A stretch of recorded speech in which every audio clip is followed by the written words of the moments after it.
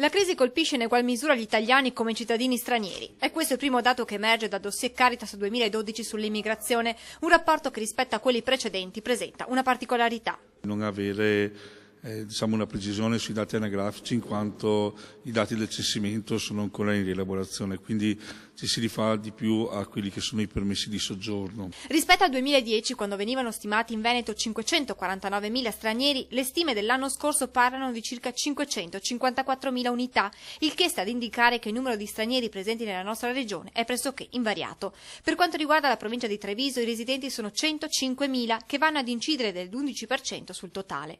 Dal dossier emerge che gli stranieri presenti cercano sempre più spesso forme di residenzialità e di stabilità che vanno a scontrarsi con la crisi dilagante che porta i cittadini non comunitari ad adottare strategie quali il controllo delle nascite. Le famiglie immigrate hanno ridotto il tasso di natalità e quindi questo è un elemento nuovo, rispetto agli anni precedenti. Dal 2010 in Veneto sono nati da genitori stranieri 411 bambini in meno, pari a meno 12,5%, percentuale che però si dimezza a Treviso e si attesta a meno 6,5%, ovvero 139 nati in meno.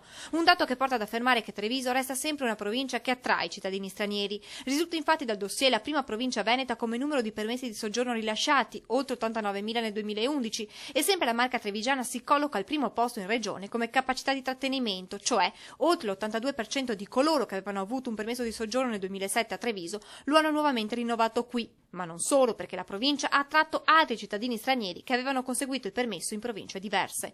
Un ultimo dato riguarda le misure che gli extracomunitari adottano per far fronte alla crisi. Niente rientri di massa o fughe in altri paesi, bensì strategie che permettano loro di restare sul territorio, come accettare lavori a bassa retribuzione o rimandare nei paesi d'origine parte della famiglia per brevi periodi. A fronte della crisi economica ci sono delle soluzioni che gli immigrati mettono in essere proprio perché non godono di una rete diffusa, più semplice e informale.